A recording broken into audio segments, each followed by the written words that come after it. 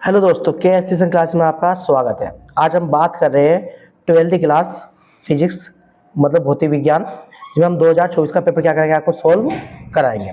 देखो, ये जो पेपर है इसको आप 3 यूनिट में डिवाइड करेंगे। सबसे नंबर फर्स्ट यूनिट हम करेंगे 1 से लेके 15 तक के क्वेश्चन, जो आपको इस वीडियो में देखने को मिलेंगे।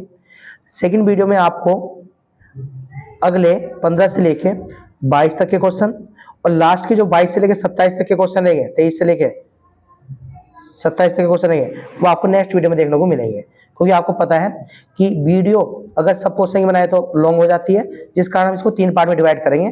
तो आपको नोटिफिकेशन में वो वीडियो मिल जाएगी, डिस्क्रिप्शन बॉक्स में आप इसका लिंक पा सकते हो। तो देखो, करते हैं स्टार्ट। हाँ दोस्तों, पहला क्वेश्चन कह रहा है दी स्थान में किसी बिंदु पर इकाई धन आवेश द्वारा अनुभव किए जाने वाले स्थिर विद्युत बल कहलाता है। क्या कहलाता है, वो आपको क्या करना है, बताना है। तो देखिए जरा, देखो जैसे मान लो आपके पास क्या है, एक आवेश होता है। इस आवेश के चारों ओर क्या होता है, एक विद्युत क्षेत्र होता है, ये आपको पता है, सही है। अगर कोई अन्य आवेश इस बिंदु पे आता है तो वो उस पर बल लगाता है। वो बल 2 प्रकार के हो सकते हैं, आकर्षण बल या प्रतिकर्षण बल। अगर ये सजातीय आवेश होंगे तो प्रतिकर्षण बल लगेगा, अगर विजातीय आवेश होंगे मतलब प्लस और माइनस तो आकर्षण बल लगेगा। तो ये इस बल का क्या करेगा, अनुभव करेगा। तो वही बोला है कि किसी बिंदु पर, मान लो बिंदु ए पर इकाई धनावेश द्वारा अनुभव किए जाने बल, इकाई धनावेश मतलब ये वाला क्यू नॉट द्वारा अनुभव किए जाने बल को स्थिर विद्युत बल कहलाता है। क्या कहलाता है आपका, विद्युत धारा, विद्युत विभव, विद्युत क्षेत्र या विद्युत आकाश। तो आप लगाओगे विद्युत क्षेत्र, तो विद्युत क्षेत्र क्या लगाओगे, टिक लगाओगे। नेक्स्ट क्वेश्चन क्या बोल रहा है, कह रहा है आवेश वाहकों की गतिशीलता का एसआई मात्रक बताना है। देखो, आवेश वाहकों की जो गतिशीलता का एसआई मात्रक होता है वो वैसे होता है मीटर स्क्वायर पर वोल्ट सेकंड। ठीक है, तो जब इसको ऊपर लेके जाते हैं तो या करके ऐसे लिख सकते हैं मीटर स्क्वायर वोल्ट इनवर्स और सेकंड इनवर्स। तो दोनों में से कोई सा भी हो सकता है। तो ऑप्शन में देखो, ऑप्शन में पहला ये मीटर स्क्वायर वोल्ट इनवर्स और सेकंड इनवर्स, तो आप इस पर टिक लगाओगे। नेक्स्ट क्वेश्चन इसका क्या कह रहा है, किसी श्रेणी के एलसीआर परिपथ में अनुनादी आवृत्ति निम्न में से किस पर निर्भर करती है। तो वो होती है 1/√LC। आप इस पर टिक लगाओगे।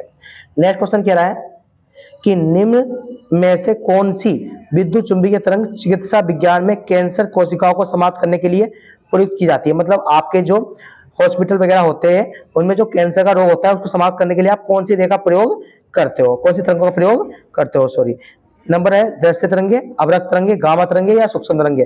तो तरंगे होती है गामा तरंगे। ठीक है, तो आप गामा तरंगे पे क्या लगाओगे, टिक लगाओगे। अब इसका नेक्स्ट क्वेश्चन देखते हैं। हाँ दोस्तों, अब क्वेश्चन नंबर नेक्स्ट बोला है किसी विद्युत परिपथ में मूल रूप से गैल्वेनोमीटर का उपयोग किया जाता है। हाँ दोस्तों, तो गैल्वेनोमीटर का उपयोग किया जाता है। तो गैल्वेनोमीटर जो आपको स्क्रीन पे दिखाई दे रहा है, देखो ये गैल्वेनोमीटर क्या करता है, धारा मापने का प्रयोग करता है। किसी भी सर्किट में धारा कितनी है उसको मापने के लिए हम क्या करते हैं, इस गैल्वेनोमीटर का प्रयोग करते हैं। तो टिक लगाओगे धारा मापने के लिए। अब नेक्स्ट क्वेश्चन क्या बोल रहा है, एक अवतल दर्पण की वायु में फोकस दूरी 25 सेंटीमीटर, तो जल में फोकस दूरी कितनी होगी, सेम परिवर्तन नहीं है, तो कितना होगा 50 सेंटीमीटर, सॉरी कितनी है 25 सेंटीमीटर है। तो ऑप्शन में करेक्ट करके देखते हैं, 1 मिनट को ऑप्शन चेक कर लेते हैं इसके कि बाई मिस्टेक हो सकता है। ये ठीक है ना, इनफिनाइट, सॉरी ये इनमें ऑप्शन आपको ये दिखाई दे रहा है। ठीक है ना, तो अवतल दर्पण की फोकस दूरी वायु में 25 सेंटीमीटर, जल में फोकस दूरी 25 सेंटीमीटर होगी। तो आप 25 सेंटीमीटर क्या लगाओगे, टिक लगाओगे। यानी इनमें से ऑप्शन में कौन सा है, नहीं तो ये गलत है, तो इसमें लगाओगे 25 सेंटीमीटर, तो ये गलत है, आप इस पर टिक लगाओगे। ठीक है ना। अब नेक्स्ट क्वेश्चन देखते हैं, कह रहे हैं हाइगेंस के सिद्धांत के अनुसार किसी तरंग का ऊर्जा संचरण की दिशा होती है। अब बता रहे हैं तरंग के पृष्ठ के अनुदिश, तरंगाग्र के लंबवत, इसमें से कोई नहीं, या तरंगाग्र में से 45 डिग्री कोण पर। तो वो कौन सी होती है दिशा, कौन सी होती है संचरण की दिशा, तरंगाग्र के लंबवत। ठीक है ना। अब नेक्स्ट क्वेश्चन क्या बोल रहा है, नीचे दिए गए विकल्पों में सही विकल्प रिक्त स्थान पूर्ति कीजिए। क्वेश्चन कह रहा है रदरफोर्ड के सुझाव पर गाइगर तथा मार्डन ने एक परिगणन प्रयोग किया।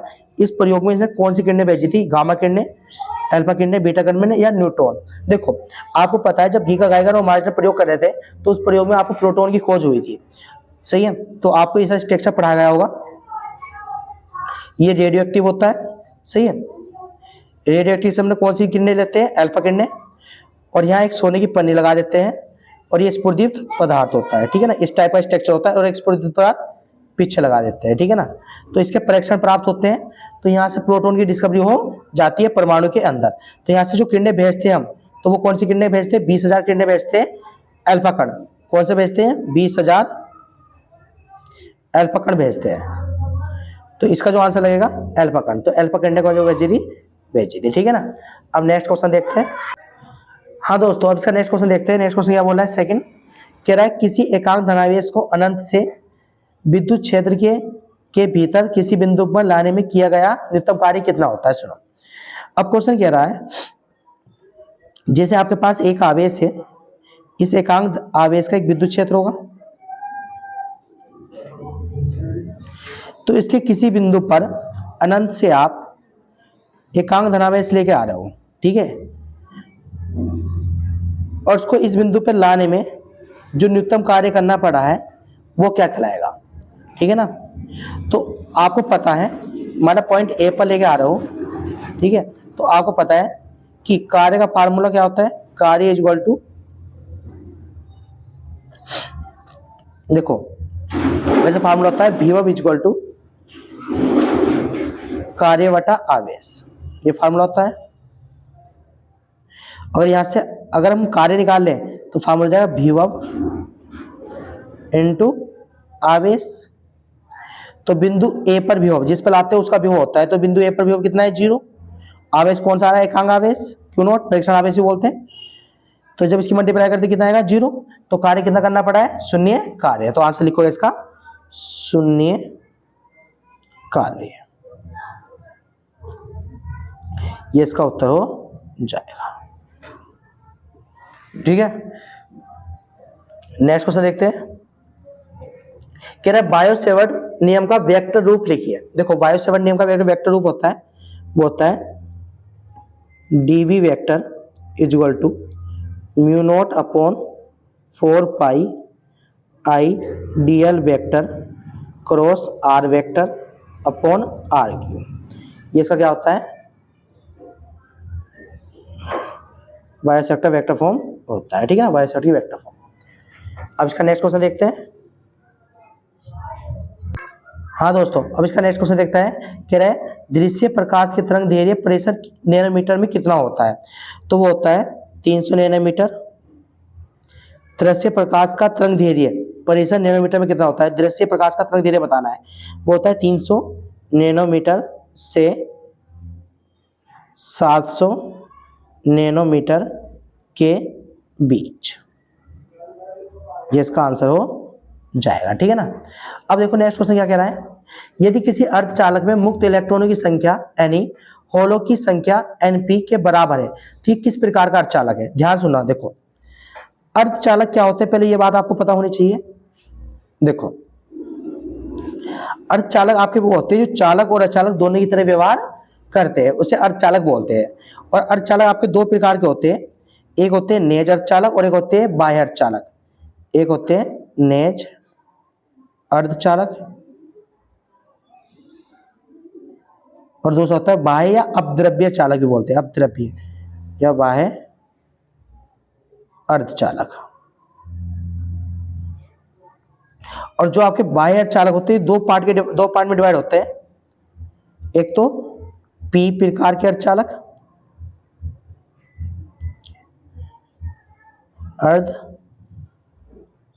अर्धचालक, और दूसरा होता है इसमें एन प्रकार के अर्धचालक। अब इनमें सब मैं बता रहा हूं कि आपके वैसे गौर से करें तो आपके एक नेज अर्धचालक हो गए, एक पी प्रकार के अर्धचालक हो गए और एक एन प्रकार के अर्धचालक हो गए। देखो जो बाह्य अर्धचालक होते हैं वो एकदम प्योर होते हैं, बस उसमें ताप में क्या कर दो, परिवर्तन कर दो, और जो अर्धचालक होता है वो चालक की चालक की तरह कार्य करने लग जाता है। परंतु बाह्य अर्धचालक में आपको किसी प्रकार की अशुद्धियां मिलाई पड़ती है, जो 5 बॉन्ड की और 3 बॉन्ड की। अगर आप 5 बॉन्ड की बनाते हो तो वो पी प्रकार के अर्धचालक होते हैं। अगर आप 5 बॉन्ड की बना रहे हो तो वो आपके एन प्रकार के अर्धचालक होते हैं, और जिसमें आप 3 बॉन्ड की बनाते हो, अशुद्धि मिलाते हो, तो वो पी प्रकार के अर्धचालक होते हैं। तो जो पी प्रकार के अर्धचालक होते हैं, इनमें होल की संख्या अधिक होती है,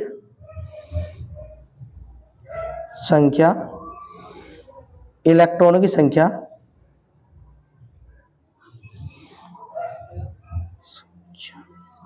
से क्या होती है, वो अधिक होती है, और इसमें होल की संख्या कम होती है, इलेक्ट्रॉन की संख्या ज्यादा होती है। और नेज अर्धचालक में होल की संख्या और इलेक्ट्रॉन की संख्या दोनों क्या होती है, बराबर होती है। तो क्वेश्चन कह रहा है किसी अर्धचालक में मुक्त इलेक्ट्रॉनों की संख्या Ne और होलों की संख्या Np के बराबर है, मतलब दोनों बराबर है, तो वो किस प्रकार का चालक है, तो तुम लिखोगे नेज अर्धचालक। तो आंसर इसका लिखोगे वे है नेज अर्धचालक है।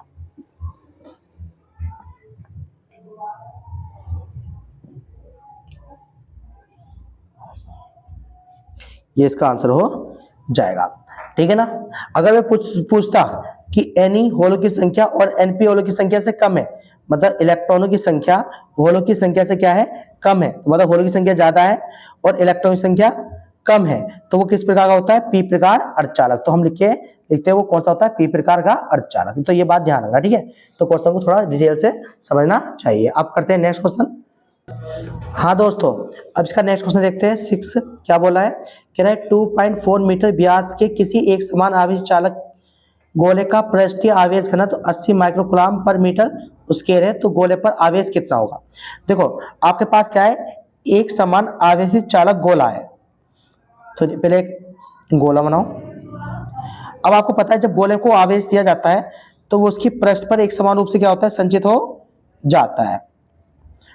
चालक पर क्या होता है, एक समान रूप से पृष्ठ पर संचित होता है, और अचालक होता तो उसके वल्क में क्या होता है, संचित होता है। इस बात का ध्यान रखना, ठीक है ना। अब इसका जो व्यास है वो 2.4 मीटर है, इसका घनत्व दे रखा है आपको, और गोले पर आवेश निकालना है कितना है, मतलब ये आवेश की मात्रा निकालनी है कितनी है। तो जो आपको दिया है पहले वो लिख लेते हैं, दिया है। हाँ दोस्तों, क्या दे रखा है, गोले का व्यास दे रखा है 2.4 मीटर, जो आपको गोले का व्यास दे रखा था। फिर इसकी त्रिज्या बना लो, गोले की त्रिज्या r बना लेते हैं। तो व्यास का आधा क्या कहलाता है, त्रिज्या, इसको 2 से डिवाइड कर दो तो काट दो 1.2 मीटर देखने को मिल जाएगी। अब गोले पर जो आवेश घनत्व दे रखा है, सही है, तो वो भी चेक कर लो कि इसका पृष्ठीय आवेश घनत्व कितना दे रखा है, पृष्ठीय आवेश घनत्व इक्वल टू कितना रखा है, 80 माइक्रोकूलम पर मीटर स्क्वायर। परंतु तुम्हें पता है 1 माइक्रो में कितना होता है, 1 माइक्रो में 10 की पावर -6, ठीक है। तो इसको माइक्रो को कूलम में परिवर्तित कर लो, तो माइक्रो हटा के कितना आ जाए, 10 की power -6 coulomb per metre square. ये बात समझ आ गई आपको, ठीक है ना। अब हमें आवेश निकालना है, तो एक फार्मूला देखो, फार्मूला क्या होता है, अगर आपको पता हो तो फार्मूला होता है घनत्व इक्वल टू आवेश बटा क्षेत्रफल। ये फार्मूला पढ़ाया जाता है, आवेश बटा क्षेत्रफल, ठीक है। अगर ऐसे याद नहीं होता ऐसे याद कर लो, घनत्व का कितना होता है, रो, आवेश को लिखते हैं क्यू से और एरिया को लिखते हैं ए से, ठीक है। ऐसे भी आप लिख सकते हो। तो यहाँ से आवेश निकालना है, तो रो इक्वल टू हो जाएगा, सो क्यू इक्वल टू हो जाएगा रो इंटू ए, सही है। अब आपको क्यू इक्वल टू रो क्या है, घनत्व, और घनत्व कितना दे रखा है इसका, 80 इंटू 10 की पावर -6, तो 80 इंटू 10 की पावर -6 इंटू ए क्या है, क्षेत्रफल। तो ये कौन सा है, गोला है, और गोले का क्षेत्रफल कितना होता है, गोले का पृष्ठीय क्षेत्रफल कितना होता है, 4πr²। तो ए की जगह कितना आ जाएगा, 4πr²। अब यहाँ चेक करो,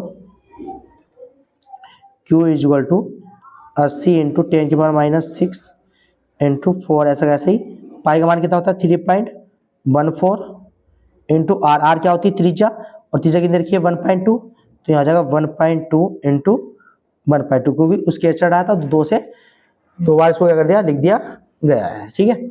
अब क्या करना है, अब इस पूरे को आपको क्या करना है, सोल्व करना है, कैलकुलेशन है, पूरे को सोल्व करके आंसर आएगा 1.45 इंटू 10 की पावर -3 कूलम, ठीक है ना। अगर सोल्व नहीं हो सकता तो आप कमेंट कर देना, कि मैं इसको सोल्व करा दूंगा, ठीक है ना। तो नेक्स्ट क्वेश्चन देखते हैं अब जा कैलकुलेशन को। देखो इसकी छोड़ लेना चाहते हो इसकी छोड़ ले सकते हो। फिर इसका नेक्स्ट क्वेश्चन देखते हैं। चले देखो नेक्स्ट क्वेश्चन क्या बोल रहा है, कह रहा है 900 पिको फेरेड का एक संधारित्र 10 वोल्ट की बैटरी से जुड़ा है, तो संधारित्र में कितनी ऊर्जा संचित होगी। तो आपको जो दिया है पहले वो लिख लो। आपको दिया है संधारित्र दे रखा है, कितना रखा है C 900 पिको फेरेड, ठीक है ना। अब आपको V ऑफ दे रखा है, जो अंदर B की वैल्यू दे रखी है 100 वोल्ट, परंतु यहाँ पिको फेरेड दे रखा था, यहाँ फेरेड में कन्वर्ट कर लो। तो 900 ऐसा का ऐसे ही, एक पिको में कितना होता है 10 की पावर -12, और यहाँ जाएगा फेरेड, ठीक है ना। संचित ऊर्जा निकालनी है, ठीक है, यू निकालना है, ठीक है ना। ठीक है, संधारित्र में कितनी ऊर्जा संचित होगी आपको यू क्या करना है, निकालना है। तो फॉर्मूला होता है U equal to half CV square, तो U equal to half C की वैल्यू कितनी रखी है 900 इंटू 10 की पावर -12, और V की वैल्यू कितनी रखी है 100, तो उसके चढ़ा है 100 इंटू 100, 2 बार लिख दिया। अब देखो 2 से काट दो तो ये 450 बार कट जाएगा, और 10 की पावर -12 ऐसा ऐसा ही, यहाँ 4 जीरो तो यहाँ 10 की पावर कितना बचेगा 4, तो U इक्वल टू 450 इंटू 12 में से 4 गए तो कितना बचेगा यहाँ से 8, 2 नंबर बाद पॉइंट लगा दो, यहाँ से 4.5 हो जाएगा, दोनों यहाँ से 2 नंबर क्या कर दो कम, 10⁻6 हो जाएगा जूल में। ये आपका आंसर हो जाएगा, ठीक है ना। अब इसका नेक्स्ट क्वेश्चन देखते हैं दोस्तों। अब इसका नेक्स्ट क्वेश्चन देखते हैं। 8वां क्या बोल रहा है, कह रहा है प्लेटिनम प्रतिरोध तापमापी के प्लेटिनम तार का प्रतिरोध 0 डिग्री सेल्सियस पर 5 ओम और 100 डिग्री सेल्सियस पर 5.23 ओम है। तो पहले जो दिया है पहले वो लिखते हैं। आपको दिया है अभी 0 डिग्री सेल्सियस पर प्रतिरोध R नोट लिख सकते हैं, R0 इक्वल टू कितना रखा है 5 ओम, और दूसरा दे रखा है आपको 100 डिग्री सेल्सियस पर प्रतिरोध R100 कितना रखा है 5.23 ओम, ठीक है। ये आपको गिवन है। क्वेश्चन कह रहा है जब तापमापी को किसी तत्व उष्मक में प्रविष्ट कराया जाता है तो प्लेटिनम तार का प्रतिरोध इतना हो जाता है। तो अब बताना कि वो ताप कितना है। जब उसको हमने उष्मा दी है तो दोनों का उसका प्रतिरोध कितना हो रहा है, इतना हो रहा है। तो हमें पता नहीं कितने डिग्री सेल्सियस उष्मा दी है, तो माना T डिग्री सेल्सियस पर जो प्रतिरोध हुआ है कितना मान लिया RT, सही है, वो कितना हो गया 5.795 ओम, ठीक है। तो अब बताना है कि वो ताप कितना है, मतलब आपको T डिग्री सेल्सियस क्या करना है, निकालना है कितने डिग्री सेल्सियस पे का प्रतिरोध इतना हुआ है। आपको बताया 0 डिग्री सेल्सियस पे इतना था, 100 डिग्री सेल्सियस पे इतना था। तो जब इसको तापमापी के किसी तत्व उष्मक पे प्रतिष्ठित कराया गया है, रखा गया है, तो तब उसका प्रतिरोध इतना हो गया है। तो तब बताना है वो कितना टेम्परेचर दिया था या कितना टेम्परेचर मैंने उसको रखा था जिससे प्रतिरोध कितना हो गया, इसका इतना हो गया, किसका, प्लेटिनम तार का। तो देखो सुनो, अब देखो, अब आपको इसका एक फार्मूला होता है RT equal to R naught plus के, सॉरी ब्रैकेट में 1 प्लस के अल्फा T, ये इसका फार्मूला होता है, ठीक है। तो यहां से देखो इसकी मल्टीप्लाई अंदर कर लो, तो RT इक्वल टू कितना हो जाएगा R नोट प्लस के, जब इसकी इसमें करोगे तो R नोट अल्फा T हो जाएगा, ये प्लस का जाके माइनस का हो जाएगा, RT माइनस के R naught equal to R naught alpha T। तो ये समीकरण 1 बना के छोड़ दो, क्योंकि किस पे है 0 डिग्री सेल्सियस वाली है, क्योंकि यहाँ R नोट लेके चल रहे हैं। अब लिखेंगे हम 100 डिग्री सेल्सियस वाले पे। अब इसी प्रकार अगर मैं यहाँ से 100 डिग्री सेल्सियस वाले के लिए इक्वेशन लिखना चाहूँ तो क्या हो जाएगा, RT की जगह कितना हो जाएगा R100 हो जाएगा, माइनस आर नोट ऐसा का ऐसे रहेगा, इक्वल यहाँ भी आर नोट ऐसा का ऐसे रहेगा अल्फा, परंतु टी के लिए कितना हो जाएगा, टी 100 हो जाएगा। ठीक है, क्योंकि आप किसके लिख रहे हो, 100 डिग्री सेल्सियस के लिख रहे हो, तो आर की जगह आर 100, आर नोट ऐसा का ऐसे ही, आर नोट ऐसा का ऐसे ही, अल्फा ऐसा का ऐसे ही, और टी की जगह कितना हो जाएगा, टी 100 हो जाएगा। ठीक है, 100 डिग्री सेल्सियस है। ये कैसे कितनी मान लो, सेकेंड। सही है। अब क्या करो, समीकरण 1 डिवाइड बाय समीकरण 2, समीकरण 1 और समीकरण 2 को आपस में डिवाइड लगा दो। तो देखो लगाओ, इन दोनों को आपस में डिवाइड लगाओ, तो R T minus R naught upon R 100 minus R naught is equal to R naught alpha T upon R naught alpha T 100। ये हो जाएगा आपका, कोई दिक्कत तो नहीं है।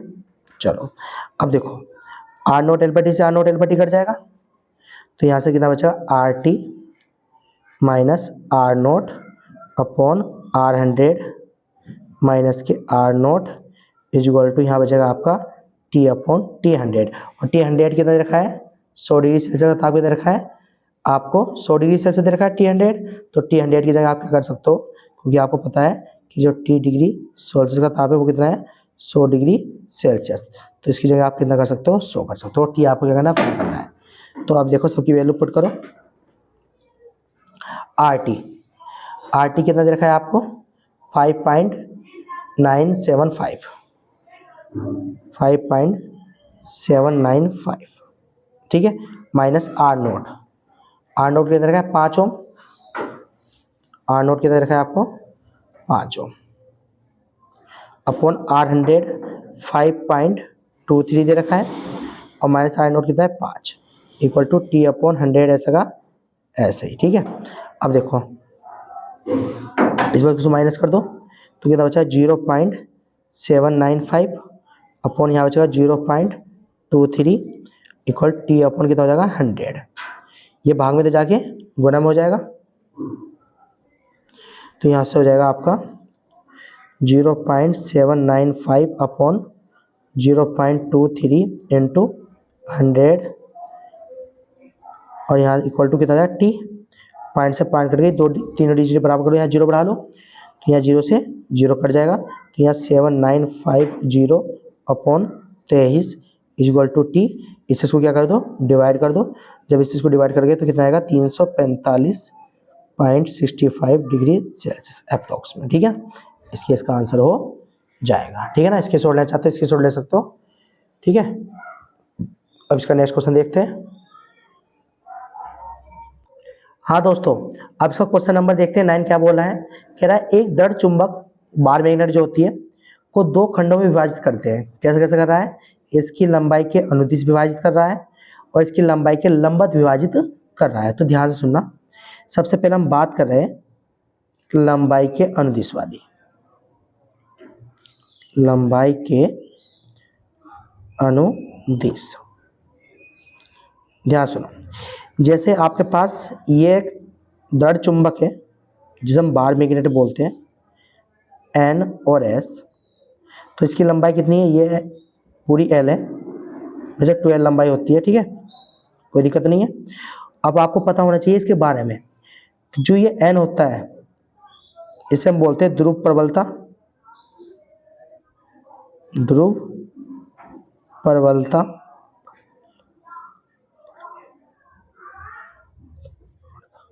ध्रुव प्रबलता, और जो ये है ये भी इसकी क्या होती है, ध्रुव प्रबलता।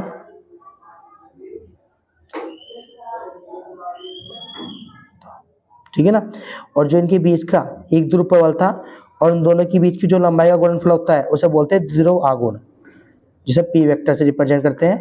तो पी वेक्टर इसमें क्या होता है, इसका द्विध्रुव आघूर्ण। ठीक है ना, इसके बारे में इतना पता होना चाहिए। ठीक है, अब क्वेश्चन देखो, क्वेश्चन कह रहा है लंबाई के अनुदिश को क्या कर रहे हैं, विभाजित कर रहे हैं, दो खंडों में विभाजित कर रहे हैं।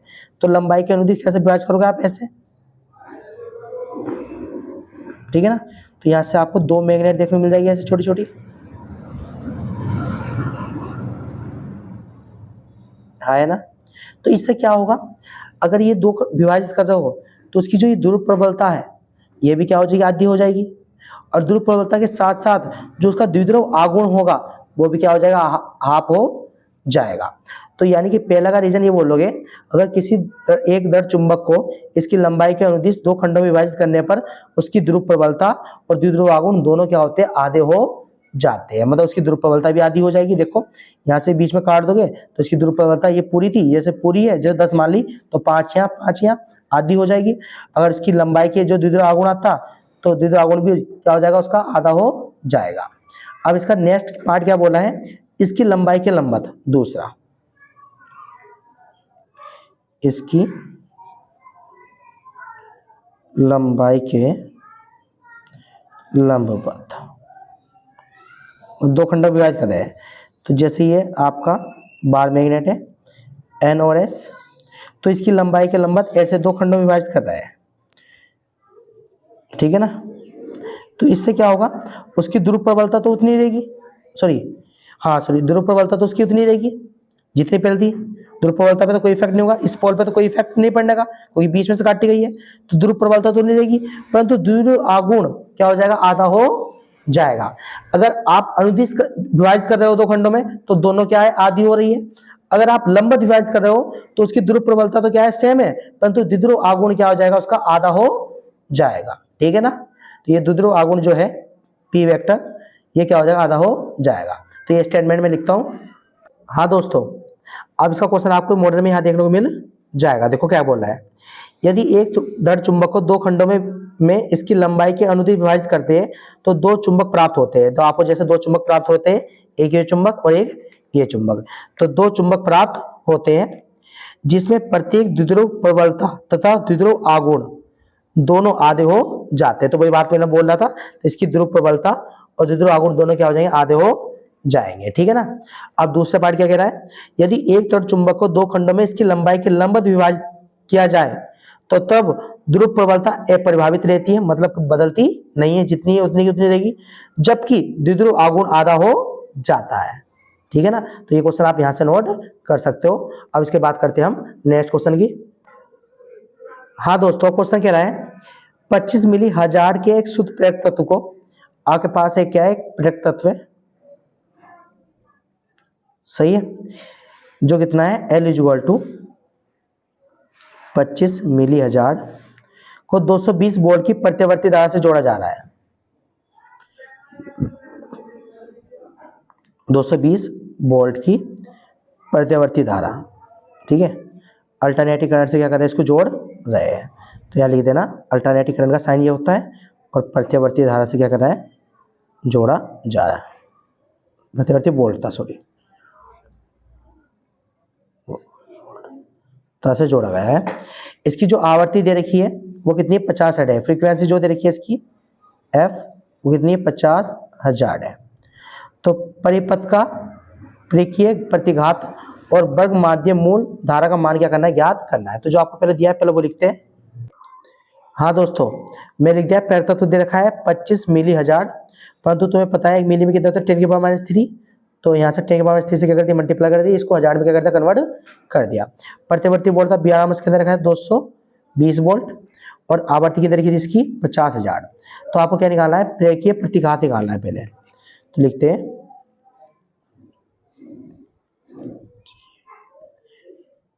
प्रतिघात। देखो इसका फार्मूला होता है ओमेगा एल, ठीक है, परंतु आपको ओमेगा पता नहीं है, तो ओमेगा इक्वल टू कितना होता है, 2 पाई एफ, ठीक है। तो यहाँ से लिख देंगे 2 पाई एफ एल, ठीक है ना। अब यहाँ से 2 ऐसा कैसे ही, पाई का मान 3.14 इंटू एफ, आवृत्ति आपको देखिए 50 इंटू एल, एल कितना रखा है 25 इंटू 10 की पावर -3, सही है।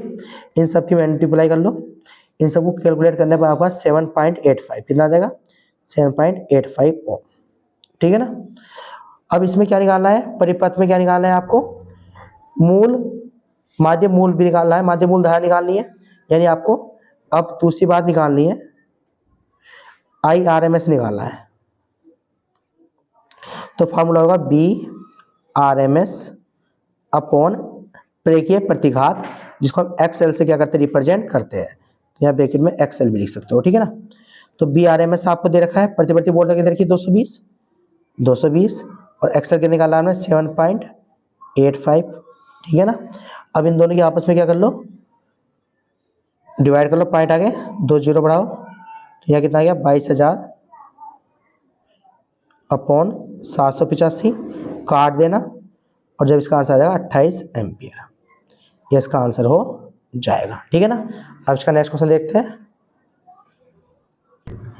हाँ दोस्तों, अगला क्वेश्चन कह रहा है किसी परिपथ में 0.1 सेकंड में धारा 5 एम्पियर से 0 एम्पियर तक गिरती है, मतलब 5 एम्पियर स्टार्ट है और 0 एम्पियर गिर रही है, तो सिंपल सी बात है धारा में परिवर्तन हो रहा है, तो उसके फ्लक्स के मान में क्या होगा, परिवर्तन होगा, तो स्वयं तो आपको देखने को मिलेगा। तो प्रेरित विद्युत भागफल कितना आ रहा है उसके अंदर 200 वोल्ट, ये 200 है। तो परिपथ में स्वयं तत्व का आकलन कीजिए। देखो आपको जो दे रखा है पहले वो लिखो, आपको दिया है समय दे रखा है 0.1 सेकेंड और आपको धारा दे रखी है, I1 धारा कितनी दे रखी है, पहली धारा 5 एम्पियर और I2 आपको कितनी दे रखी है 0.0 एम्पियर, ठीक है। अब क्वेश्चन में आपको जो प्रेरित विद्युत भागफल उत्पन्न हो रहा है E, वो कितना दे रखा है आपको 200 वोल्ट, ठीक है ना। अब आपको क्या निकालने हैं, प्रेरक तत्व निकालना है, मतलब L क्या करना है आपको निकालना है।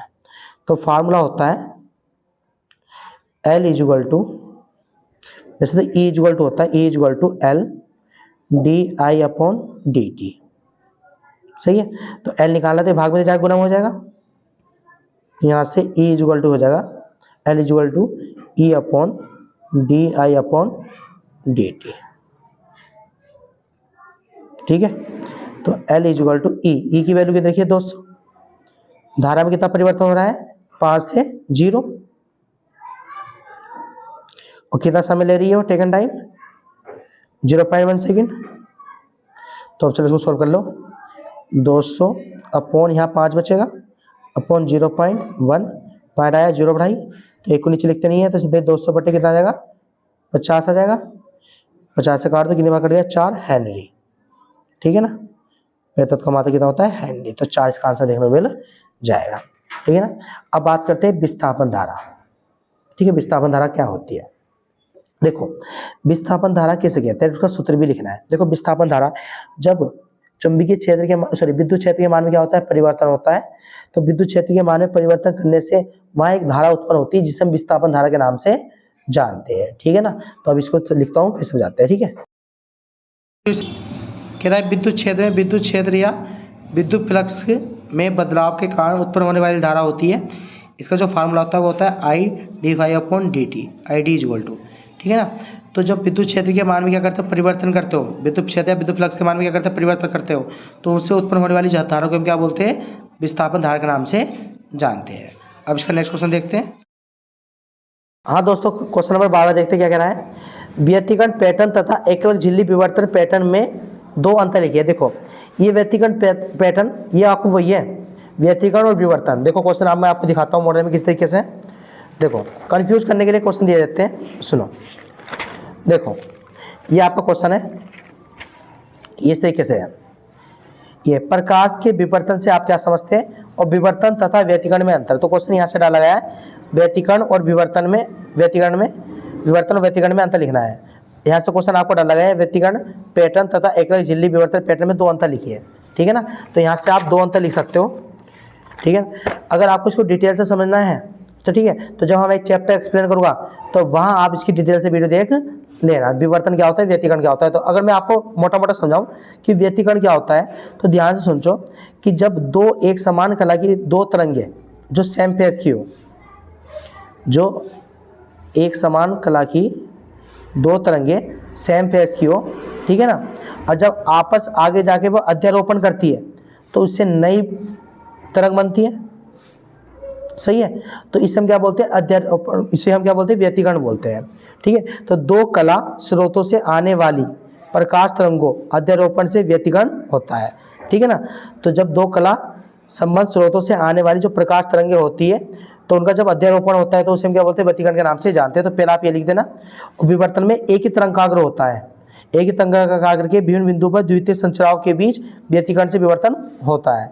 और फिर विवर्तन फ्रिंजों की कभी भी समान चौड़ाई नहीं हो सकती और व्यतिकरण फ्रिंजों की चौड़ाई समान होती है। तो दोनों पॉइंट आप क्या कर देना, यहाँ से लिख देना। अब इसका नेक्स्ट क्वेश्चन देखते हैं।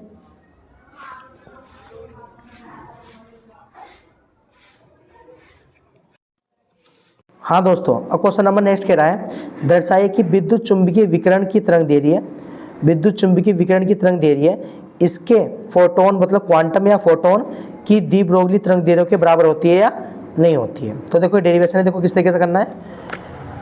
देखो सो आपको दिया है, पहले वो देख लो। आपको पहले हम डी ब्रोगली से स्टार्ट करते हैं, ठीक है ना। डी ब्रोगली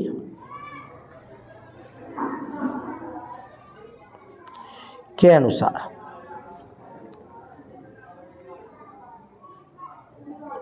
यहां से हल, ठीक है।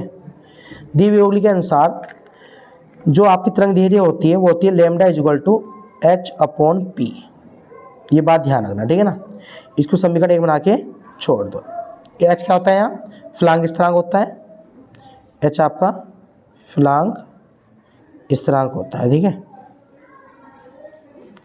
और पी क्या होता है, प्रकाश के ये पी एक कण होता है, ठीक है ना, संवेग, जिसे हम संवेग के नाम से जानते हैं। अब दूसरा क्या है, दूसरा है आपका विद्युत चुंबकीय विकिरण, ठीक है ना। तो इसके लिए क्वांटम का सिद्धांत लगाओ, ठीक है ना। अब जा दूसरा, अब लगाओ प्रकाश के क्वांटम सिद्धांत अनुसार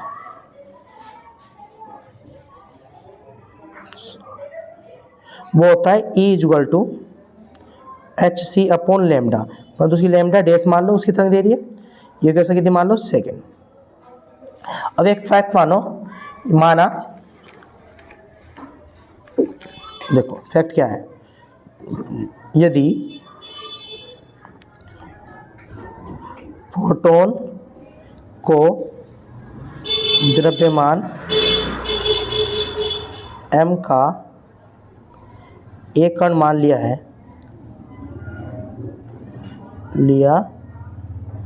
जाए, तब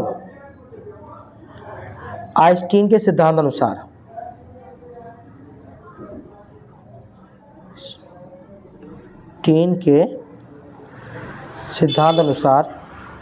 क्या होता है, E equal to M C square, ठीक है ना। ये समीकरण हो गई 3। अब क्या करो, समीकरण 2 समीकरण 3 से ये क्या है, बराबर है। तो समीकरण 2 वे समीकरण 3 से जो E बराबर है, इसके RHS क्या होंगे, बराबर हो जाएंगे। तो H C upon lambda dash is equal to M C square, एक सी से एक सी कट जाएगा, तो यहाँ आ जाए H upon lambda dash is equal to M C बचेगा, ठीक है। और ये एम सी किसके बराबर होता है, पी के बराबर। तो यहाँ से हो जाएगा lambda H upon lambda dash equal to P. अब यहाँ से क्या करो, इस पी को इधर ले जाओ, लेमडा को इधर ले जाओ, तो एच अपॉन कितना, P equal to lambda dash, और एच अपॉन पी किसके बराबर होता है, समीकरण 1 से देखो एच अपॉन किसके बराबर होता है, लेमडा के। तो यहाँ से हो जाएगा lambda equal to lambda dash. ये आपको प्राप्त करना था, ये आपका सिद्ध हो गया है, ठीक है ना। अब इसका नेक्स्ट क्वेश्चन देखते हैं दोस्तों। क्वेश्चन नंबर 14 देखते हैं, कह रहा है परमाणु द्रव्यमान मात्रा को परिभाषित कीजिए। देखो परमाणु द्रव्यमान मात्रा क्या होता है, वो परमाणु द्रव्यमान मात्रा होता है कि 1/12, ऐसा समझ लो कि परमाणु द्रव्यमान मात्रा को बोले तो AMU होता है 1/12 गुने कार्बन परमाणु का द्रव्यमान, कार्बन परमाणु का द्रव्यमान। AMU बोले तो परमाणु द्रव्यमान मात्रा, एटॉमिक मास यूनिट, ठीक है ना, इसको हम बोलते हैं। यानी बोले तो कार्बन 12 परमाणु के द्रव्यमान का 1/12वां भाग परमाणु द्रव्यमान मात्रक होता है। और इसका जो उपकरण होता है जिससे इसका हम यथार्थ मापन करते हैं, तो दूसरा बोल रहा है कि परमाणु द्रव्यमान का यथार्थ मापन किस यंत्र या उपकरण भी बोल सकते हैं, द्वारा किया जाता है, तो वो होता है मास स्पेक्ट्रोमीटर। ठीक है ना। अब इसका नेक्स्ट क्वेश्चन देखते हैं क्या बोल रहा है। तो नेक्स्ट क्वेश्चन आपका ये रहा। तो देखो क्वेश्चन कह रहा है निम्न चित्र में पीएन संधि डायोड को अवनीति किस प्रकार की है। देखो ये जो छोटा वाला टर्मिनल होता है ये निगेटिव है और बड़ा वाला टर्मिनल पॉजिटिव है। मतलब पी क्षेत्र को आपने बैटरी के निगेटिव टर्मिनल से जोड़ा है और एन क्षेत्र को आपने बैटरी के पॉजिटिव टर्मिनल से जोड़ा है। तो अगर आप पीएन संधि डायोड को के पी क्षेत्र को आप बैटरी के ऋणात्मक टर्मिनल से जोड़े हो और एन क्षेत्र को बैटरी के धनात्मक टर्मिनल से जोड़े हो तो वो कहलाता है आपका उत्क्रम अभिनत। उसे हम बोलते हैं उत्क्रम अभिनत। तो ये कौन सी अभिनीति है, उत्क्रम अभिनत। सही है ना। अब उत्क्रम अभिनत में क्या होता है कि एक क्वेश्चन और बोला, 1 मिनट रुको, इसमें एक क्वेश्चन है आपका नेक्स्ट, वो लिखना भूल गया मैं। देखो यहाँ देखो वो बोला है कि ये रहा कि इस प्रकार की अभिनीति में अक्षय प्रत की चौड़ाई पर क्या प्रभाव पड़ता है। तो अक्षय प्रत की चौड़ाई में वृद्धि आ जाती है। देखो जो आपका उत्क्रम अभिनत होता है उसमें अक्षय प्रत की चौड़ाई में क्या होती है, वृद्धि हो जाती है। तो वही बात आ जाएगी। तो इसको आप लिखना चाहते हो लिख सकते हो, मैं बोल रहा हूँ। देखो जब पीएन संधि डायोड को पी क्षेत्र के बैटरी के ऋणात्मक टर्मिनल और एन क्षेत्र को बैटरी के धनात्मक टर्मिनल से जोड़ा जाता है तो ये एक उत्क्रम अभिनत कहलाता है। ठीक है। इस प्रकार की अभिनति में अक्षय प्रत की चौड़ाई में वृद्धि हो जाती है। तो आप इस स्टेटमेंट को लिख लीजिए। मैं इसको दोबारा ही बोलता हूँ कि जब पी क्षेत्र को, जब पीएन संधि डायोड के, ऐसे लिखो, जब पीएन संधि डायोड के पी क्षेत्र को बैटरी के ऋणात्मक टर्मिनल से तथा एन क्षेत्र को बैटरी के धनात्मक टर्मिनल से जोड़ा जाता है तो ये एक उत्क्रम अभिनति कहलाती है। इस अभिनीति में अक्षय प्रत की चौड़ाई में वृद्धि हो जाती है। ठीक है ना। अब मैंने आपको बोला था कि 1 से लेकर 15 तक के क्वेश्चन हम फर्स्ट लेक्चर में कराएंगे और जो 15 से लेके आपके 20 तक के क्वेश्चन है, 16 से लेके 20 तक के क्वेश्चन है वापस सेकंड लेक्चर में जाएंगे। और जो आपके क्योंकि लॉन्ग क्वेश्चन है तो डेरिवेशन आपको सोल्व कराना पड़ेगा, तो इसलिए थोड़ा हार्ड हो जाएगा, लॉन्ग बैठ जाएगी वीडियो आपकी। ठीक है ना। तो हार्ड तो कुछ नहीं होने का, वीडियो बनाना थोड़ा हार्ड हो जाता है। तो यहाँ से 21 से लेके और जो आपके 3 क्वेश्चन आएंगे वो आपके नेक्स्ट वीडियो में देखने को मिलेंगे। तो आप इस तरीके से पैटर्न लेके चलोगे तो 15 क्वेश्चन आपके कंप्लीट हो गए। ठीक है ना। अगर नहीं लिखना चाहते तो उसको आप यहाँ से भी लिख सकते हो। ठीक है। ये रहा आपका क्वेश्चन आंसर, इस टाइप से लिखेंगे। ठीक है ना। ये आपका आंसर है। चूँकि बैटरी के धनात्मक टर्मिनल पीएन से डायोड को एन फलक से धनात्मक टर्मिनल को बैटरी के धनात्मक टर्मिनल को पी फलक से जुड़ा है तो पीएन से डायोड में अभिनति क्या है, 5 दिशिक, उसको हम उत्क्रम अभिनति बोलते हैं। ठीक है ना। तो ये बात ध्यान रखना। ठीक है। आप यहाँ से लिख सकते हो और नहीं जो मैंने बोला है आप वो भी, ठीक है, वो आप वो भी लिख सकते हो। ठीक है। अब नेक्स्ट वीडियो में बात करेंगे जिसमें हम इससे अगले क्वेश्चन क्या करेंगे, सोल्व करेंगे इसी 2024 के पेपर के बारे में। तो मिलते हैं नेक्स्ट वीडियो में।